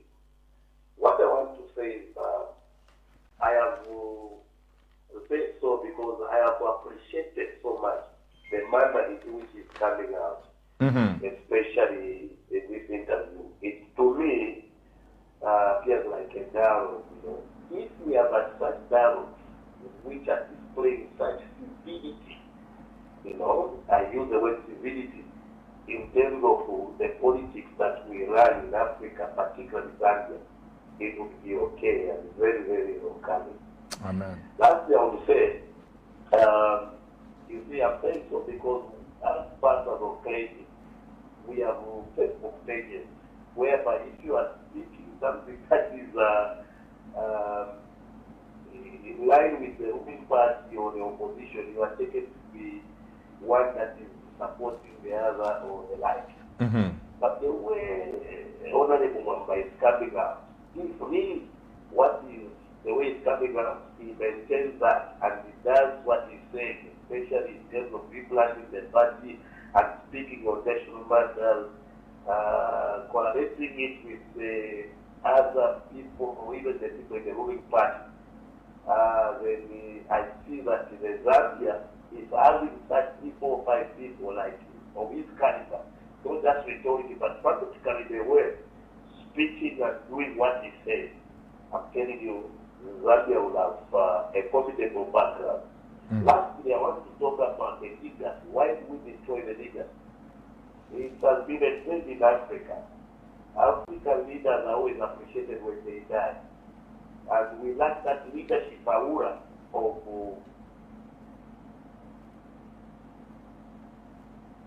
Oh, did we lose it? Hello? Oh, he was contributing stuff. But he has just appreciated the way you are coming out. Even me, I must say, Ambassador, I was thinking you are coming here like saying, Edgar this, HH this, and but one of the things, though my bishop, we have lost contact, it's just giving you the exposure that you have had, looking at the mistakes of what presidents have done. You served under President Chiluba, you served as a civil servant, and you go to meet different presidents. I think, like Bishop is saying, that if we could have more people like you. I was just about to ask you, Saudi Arabia is an Islamic nation. Iraq, Iran, and they have their own ministries in charge of that. The new Dawn government comes and counsels religious affairs in a Christian nation without that ministry. Is that good or bad? Oh, there is a question there. Oh my goodness. Hello, good evening. Good evening. Oh, we don't seem to have that person. Let me answer this. Yeah. The Christian heritage of this country transcends the current politicians. Remember that when David Livingstone, one of the pioneers of Christianity in Zambia, in Southern Africa, Eastern Southern Africa, the missionary David Livingstone, the Scottish missionary, we had the privilege that he visited Zambia. You know, he went up to Livingstone and he died in Chitambo Serenje Where is her? in husband? 1873, 200 years ago. But on his knees, he prayed for this country. He said, in this land where I die, let it be a mighty Christian nation. Let it be a beacon to Africa. Let it be a light to the world. I don't think those words were in vain. And They in were- 1965, Dr. Kaunda declared Zambia a Christian nation. He did. We have that declaration. In fact, preceding the independence celebrations in 1964, our leaders went to the Cathedral of the Holy Cross.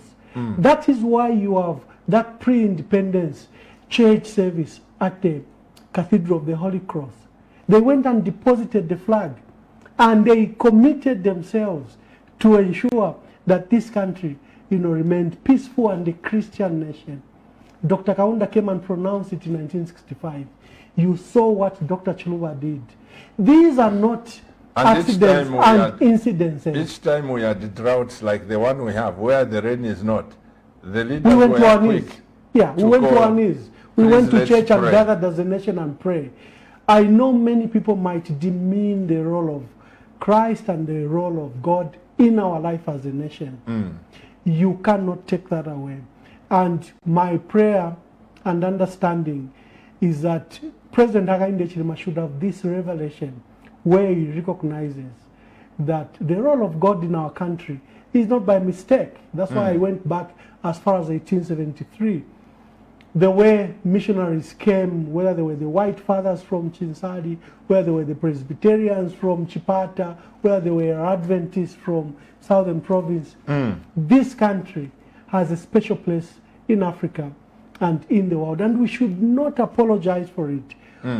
The peace we've had, the lack of shedding of blood we've had in this country is not by mistake. I We think- were surrounded by wars in Angola, in the DRC, in Mozambique. It never touched Zambia. Zambia has always had a special place. Let's pick up this call. Hello, good evening. Is there something, okay. Good evening, Pastor Chiluba and Honorable Mwamba, of course. I totally agree with you. I think recalling of all ambassadors at once wasn't an ideal, but I needed to know as a citizen, how much does it cost to send diplomats, permanent country, now that he hasn't yet deployed them in various countries? Auditor Patrick Gondwe, Lusaka West. Don't remove that. Ambassador, have you seen that? Yes, I have. Have you understood it? Yes, I have. Please answer that. It's extremely expensive to recall a diplomat. You have to fund their repatriation. You have to hire up to 2 40-foot containers if they are married families. You have to transport their personal effects and goods from wherever they are, whether they are in Brazil, whether they are in China, Australia, or Ethiopia. You have to transport at great cost. You have to buy them air tickets. You have to give them allowances. Even when they return, you have to give them allowances. Then you have to pay them on the contract their gratuities and associated benefits. It is extremely expensive. And then you have to repatriate. You have to send now their replacement. You have to buy air tickets Almost at the same cost. at though the same they don't cost. So carry the it's goods, double. It's double because you have to repatriate them and their families at government cost. You have to place them in hotels if their facilities are not ready. You have to rent them their accommodation. It's an extremely expensive venture. And in a case like this government that is plagued by huge debt, over, create $12.9 billion, you're trying to restructure the economy, you're trying to make savings. That's not a cost you want to embark on. Is That's this not a one? drain of resources you want to, because you have pressure to attend to socio-economic issues. Is this one reason why, sorry, Ambassador, Yeah. I have to check my phone because sometimes my wife would ask me a very intellectual question. So is this one reason why you say that permanent secretaries, certain jobs must be constitutional to let them be there, even if, like, you know, we have one of our church members works for UN. Yeah. He has been there for UN. It's a permanent job. Yeah. And they save like that. They are not recalled, maybe because there is no change of government. Is that the one reason why you are saying to avoid costs, pick professionals, and whether there is a change of government, let certain people be there? Yeah, yeah. No, it's very simple. We actually just recently changed. In many of these positions were pensionable. And even when you were recalled, you returned to a job. You didn't return to the street. But in early 2000s, I think, contracts were introduced where they were reduced to 3 years. Contracts were introduced across all sectors, especially for senior positions. It's something that this country must reflect on. And it's not just paying you ambassadors. People like defense chiefs who are on contract, they have to be paid. Yes, yes. And the other people in contracts, they have to be paid. All of them, all of them. Permanent secretaries, we don't come cheap. I have one of my church members, is our administrator. I've seen what you said. You know, Tukombe, PS Tukombe. Yeah, yeah. You know, education.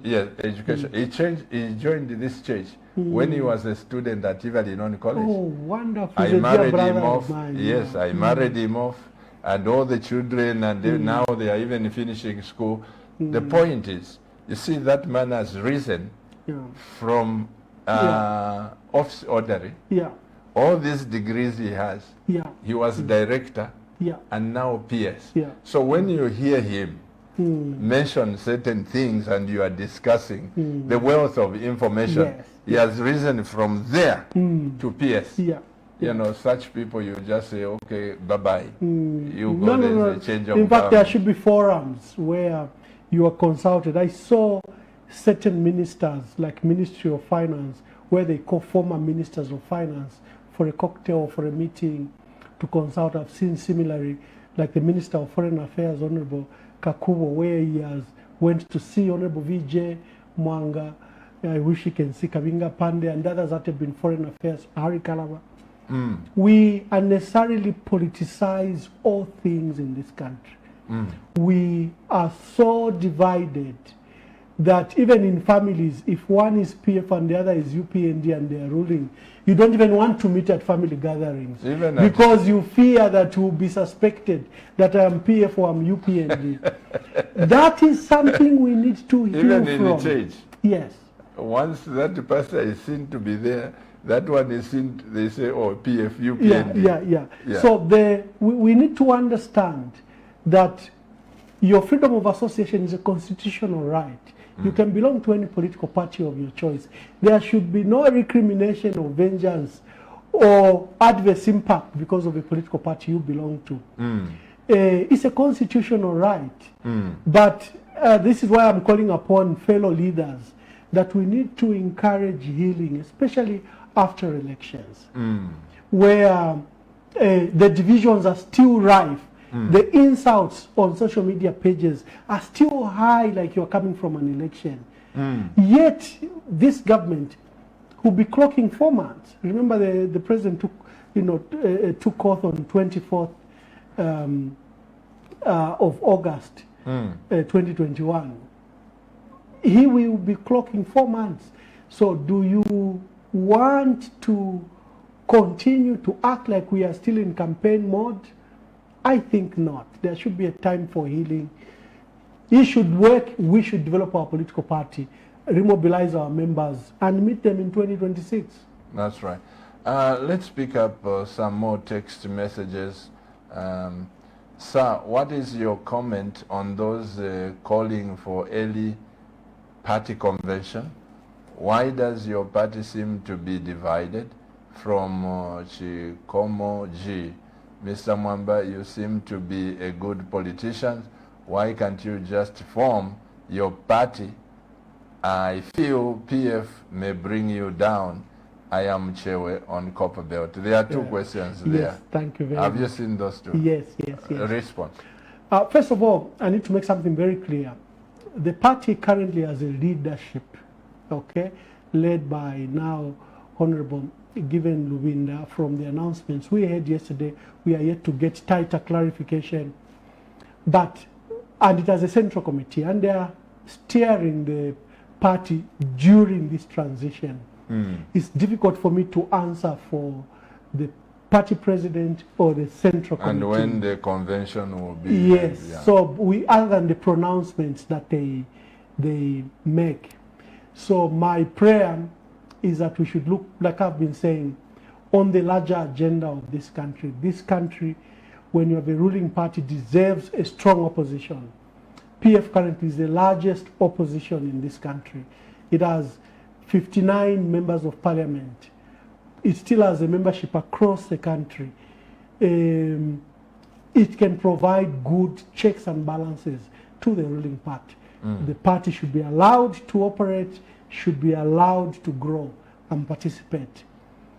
That I'm a good politician and maybe I should form my political party and maybe the PF is bringing me down.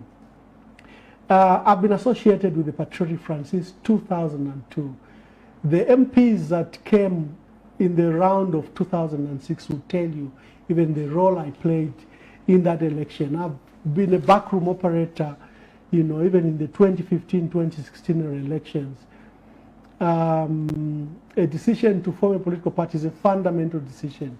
I still think that the PF is still a viable project, despite its loss in the last election, despite the things that they are accusing it of. If certain things are done, the PF can be viable. What about those politicians now in the ruling party who, when you bring a genuine point and something which is worth considering, they say you have no moral right to talk about that, you failed in your time, shut up? What would you say to that? It's regrettable. Yeah. We have a fundamental right to association. We have a fundamental right to freedom of expression. You cannot remind us of the issues that the PF allegedly committed when there was an election. Why did the PF lose an election? Isn't it that Zambians made a verdict? Isn't it that Zambians decided, they said, okay, now UPND, steer the ship. You take us to where we want. Why do you want to go back like August 12th didn't occur? We have a moral obligation to this country. I have been away for the last 7 years. And I think that I have actually even a stronger voice, especially that I was away for the last 7 years, to speak and call this government to order. Yeah. Let's speak some more text messages before we close. Good evening, Ambassador. If you were given a job in UPND, would you accept it? This is Mwemba Justin from within Lusaka. No, not at all. I've begun this political journey. I have joined politics, something that I've been very passionate about since 2015. I am walking the path in the opposition. Twala Luenda, my pastor. Yeah, but I think what Mwemba is saying, because the president, when he sees like the wealth of it you have, you say you want to do politics. I think if I'm to rephrase Mwemba's question would be, suppose the president nominates you as member of parliament, nominated member of parliament, and he appoints you to be Minister of Foreign Affairs. It's just thinking aloud and outside the box. Would you pick that job? No. For one simple reason. First of all, I'll be unfair to UPND members. They've toiled and worked with President Hakainde Hichilema for the last 23 years. Secondly, President Hakainde Hichilema has a duty and obligation to form a team of his own choice from people around himself. The complaints actually you see is that sometimes when presidents win power, they bring so-called strangers. Of course, they look at the larger picture. Maybe they want more professionals. Maybe they want to unify the country, and they may pick anyone else. For me, I've stated that I've begun this journey of politics, and currently I'm who joined the politics in opposition. It's also a very contributive role. That is why, Pastor, I'm against criminalizing opposition. The opposition enterprise is not a criminal enterprise where you isolate and destroy. It's part of the democratic process, and it should be respected. There should be engagement. I see a Zambia where the president can call opposition leaders for advice, not because he wants to give them money or he wants to entice them with positions or jobs. No, to seek advice on how to run the country better. We need to become mature. In fact, the division at political leadership is what is dividing our members. It's what is promoting the insults on social media. Because it's a war. If I belong to PF, I have to insult the UPND. If I belong to UPND, I have to insult the PF. We need to practice politics, Pastor, totally different. Bring a new, fresh culture to our politics. That is the reason the many professionals like myself keep away from politics, because they don't want the humiliation that goes in politics. The many qualified people you are talking about would not join the fray, because they say, what if my son reads those insults that they are saying about me? What if my wife reads those insults? We have demeaned the conduct of civic and political affairs to a level where unless you are a pig in the sty to endure the debt in the sty, then you keep away, because you don't want to be attracted to the debt that occurs.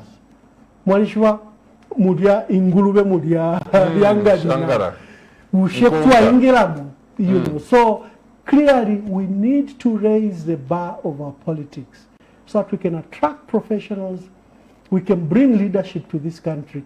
There are many people that are more qualified than me, that are more experienced than me, but would not sit in this chair and discuss national issues because of the various risks that we attract. In this country, you have law enforcement agencies, Pastor, that are used to destroy the other. One of them who fears to come into politics is a qualified man, is a Ras Impondera. Yeah. He thinks when he comes Mr. here, Obama. people will throw debt on. I know he's a good friend of mine, and he has valuable experience and he has wide knowledge about this country. And they would not sit in this chair because of the level and base of our politics. It is our duty to raise the bar. You know, when I was in Addis Ababa and friends ahead that had been recorded, one or two of my colleagues said, but we can speak to, you know, to other international bodies. You don't have to go back to Zambia. We can get you a job maybe in Geneva or at the UN. And I said, my passion is Zambia. My passion is my country. My passion is to go and save my country, even in whatever capacity. So I came back that I could contribute. Maybe, like I'm saying, help raise the bar of politics and the conduct of politics in the manner we are doing them. Yeah. I have one of my sons, the ambassador. It's not coming through here. He says that Ambassador Mwamba has actually hinted on the professionalism of civil service. Yeah. There is a cost to build capacity, but regionalism has killed the momentum. Then he says there's a difference between a promise and a pledge. Yeah. A subsidy, can it be cushioned using gold deposits? He says it can be used to cushion instead of removing subsidy. Put gold as collateral, or even our copper. And also he has talked about street vendors that they are even found in England. Yeah. Is a professional person. He says regionalism and failing to build capacity. Zambians want a one Zambia, one nation. And not in rhetoric, in practice. They want jobs and opportunities shared equitably across the country. It doesn't have to matter where you come from. It's a passion core for our people. Pastor, the issue of the International Monetary Fund, the IMF, who have even caused us to remove subsidies, fuel and electricity subsidies, and the FISI program, the Farmer Input Support Program, will be shrunk from 2% of 2.8% of GDP to 1%. I have personal concerns around the IMF. I am aware that the PF pursued the IMF agreement, and the UPNG have achieved it in a period of 100 days, because on 3rd December, the IMF announced that they had clinched a deal with the Zambian government. What they call a staff level agreement had been agreed upon, and it will be approved if Zambia embarks on certain ambitious reform economic programs. And among them is a removal of subsidies. That's what the IMF said. Yes, yes, of course. The relationship with the IMF and our policymakers in this country and our economists in this country, I've always said we need to be extremely cautious because of our relationship with the IMF in the 90s, where we had a country that was highly industrialized, highly urbanized, and low unemployment. And when the IMF left with their program, their structural adjustment program, we lost our industrial base, we lost our manufacturing sector, companies were sold, liquidated, privatized, and out of over 225 companies, you only have a few that survived, like Zambia Sugar, Zambia Breweries, and a few others. Have we learned anything from the programs of the IMF from the 90s? And as we walk into this new program, have we learned of the social ramifications that these programs bring? If on your budget you show that you can raise enough domestic revenue and meet your expenditure, for the IMF, that's fine. If it means that you remove subsidies on fuel and electricity to make those savings, with the IMF, that is fine. We need to express concern. And Pastor, this country is a wealthy country, it's a rich nation. We have copper, which is predicted to be above $10,000 for the next 10 to 20 years because of the electric motor vehicles that are coming up across the world. They will abolish these petrol and diesel engines. All of us have to go electric. If it's in the UK, they've given deadlines, 2025, 2030, and the deadlines are going across the world. Copper is such a rare resource. It's a resource of the future. You don't have to be careless with it. We have gold. That is like an outbreak. You're finding it in Chongwe, in Vubwi, in Chipata, Even in Mumbwa, in Mkushi. It's just breaking out everywhere. We have cobalt. Cobalt is also a big ingredient to the battery technology. You combine it with lithium, your battery lasts far longer than any, these acidic batteries and other batteries. We have resource in this country. We have 40% of water resource in Southern Africa. It is here, in our water bodies, in our rivers. Why do we treat our country like it's a poor country? Our people are poor by choice of our leaders. But Ambassador, can I stop you there? Yeah. And please listen to my reasoning. President Chiloba, may so rest in peace, and this team, they campaigned on the fact that Zambia is a rich country, we have minerals.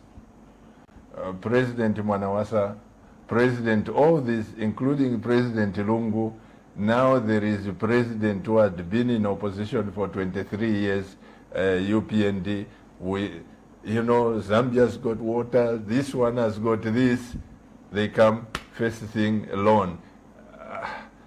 I'm saying to you as politicians, at what point are you going to stop just announcing and promising, making pledges, which somebody said, in fact, the one who wrote me the text, he said there is a difference between a pledge and a promise.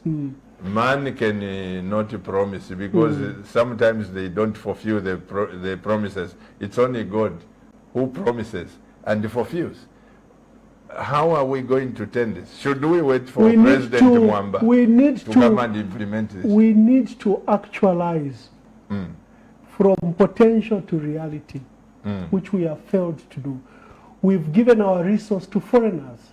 They enjoy the benefits of our natural resources. On top of that, they even evade tax. There was a report recently that shows that we are losing up to $1 billion a year by multinationals, including those in the mining sector. More than actually. $1 billion a year because they engage in schemes that wants to evade tax, not to pay tax. We have not allowed us, our people and our country, to benefit from our natural resources. We have the agricultural sector, which can be a solution to this country. We are only utilizing up to 10% of our arable land in this country. There are things we can do. Let's stop paying lip service. Ambassador, quickly as we come to the close of this,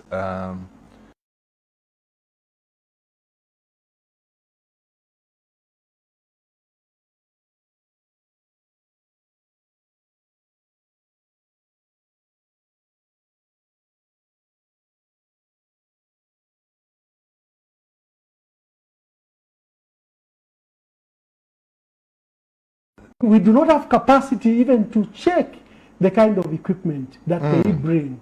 And they bring you these huge refunds. And ZRA is in arrears for now to clear the VAT refunds. So that emanates from policy. What's your policy? Your policy is to give tax incentives. And we are saying we want to up production. So for every equipment you bring, it will be tax-free. We will pay the duty at the border, but we'll refund you. And the arrears accumulate to an unimaginable level. Is that a tax system you want? Even is it a policy? An investor knows to mine copper, which is required across the world. They will invest in it. You don't have to give them these tax concessions that we are good to give them. And these tax concessions, Pastor, they are unavailable to you and me. They are unavailable to Zambians. Zambians and Zambian companies pay through their nose just to operate. Yet we were quick to roll out this huge red carpet for foreign investment. Foreign investment is good, but bring them at your terms. Are you saying that as a pastor I should become president to take the mines to task? Ambassador, I'm so grateful. Our time has just flown like this, but those economical issues, I will leave them to Mr. Habazoka. He will deal with them, Dr. Habazoka. But definitely, we need to be serious about this nation. One of the things I can tell you, the mines and all these international companies, they have a mandate to support community programs like soccer, like they used to do. Everything the mine. But we treat these multinational companies with kid gloves, and probably. Again, this is one thing I know that you politicians, when you are campaigning, you go to borrow money, you get money from that company, so that when you win, you just say, okay, Pastor Chuva, forget about this. Those things should come to an end. No, we need to. The miracles occurring economic miracles occurring across Africa, Zambia should lead that process. We are a wealthy country. Our GDP can be far higher than it is. Economic returns to this country can be far better if we do things better. And we need to stop paying lip service, where when we want Zambians to like us, we say right things, and when we take the reins of power, then we change. This country, with the expertise it has, you will be surprised. When I was in the US, in Arizona, I met Zambians that are running mines across the world and are employed from there. There is a school, a university that would take our students from the Copper Belt, and they'll be taken to that school, a mining school in the US.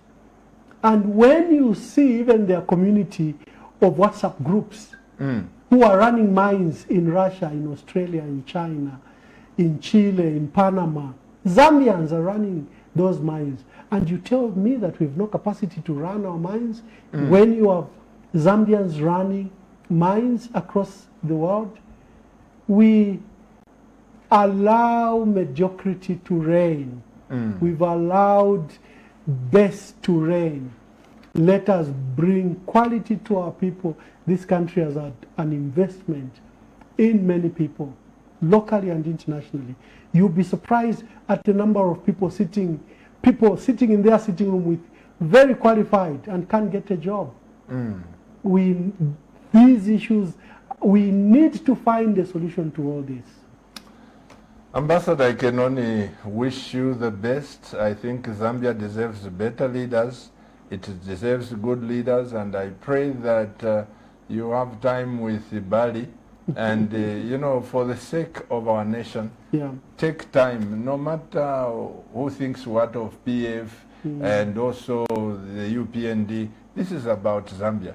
Take time, share with President Hakainde and some people. Let's see it. For the sake of Zambia, we should not look at this nation divided from political lines. And definitely I look forward that one day you'll be president, to hear what you are saying here and put them into practice. Pastor, you've been privileged to know many presidents. I want to join the queue. Thank you so much, Ambassador. Welcome to Camnet TV. Thank you very much, and to your viewers. My call and prayer is, first of all, we should not forget our Christian heritage and the heritage of this country that surpasses even the current political leadership. There's a place for this country. Our people still have belief in our politicians. We've lowered the standards of politics very low, but our people still believe in our politicians. That's why they wake up at 03 and go and vote. Let's not continuously keep on letting them down. Let us, I think, begin to fulfill our pledges, our promises, and on your call for engagement with the ruling party. My call is, let us institutionalize this. Call the political parties, call Mr. Fred Membe, Mr. Harry Kalaba, or the leader of the PF. Call all of them. Have 2 hours with them as a leader. We institutionalize it, we remove the suspicions. President Hakainde loves this country. I love this country. Fred Membe loves this country. Harry Kalaba loves this country. Never Smumba loves this country. So there's a common denominator there. We are all committed to a better Zambia. And you should also, all of you, you love this country. One thing you should know about Pastor Chiluba, I'm your pastor. All of you. We thank God and we are privileged. President HH, President Lungu, President Shimbakambwili, when you see me with somebody, don't associate me to say he is joining. I've maintained this position, Ambassador, for a long time. And it's a tragedy that somebody can think I can lower my standards to kneel before certain people for few ways. All of you, as you campaign, when I come, remember I'm your pastor. Yes, and pastor. I have to say what the Bible says, not what you think is right. Exactly, yeah. Sometimes as politicians, we abuse the church, during elections. We want them, because we recognize the special role you occupy in this country. We recognize the special voice you have and influence. And all of us come to you to attempt to influence you in one way or another. Only during the votes. When we give you the vote, we disappear. Well, Ambassador, I'm so grateful to Camnet TV viewers and my technicians on duty. I always thank the Lord for them. They wake up early, they leave this place early, and other people are on duty 24/7. I am so grateful, and to the Camnet TV viewers, you are a blessing. The Healing Word Ministries, I want you to know that you are champions of grace.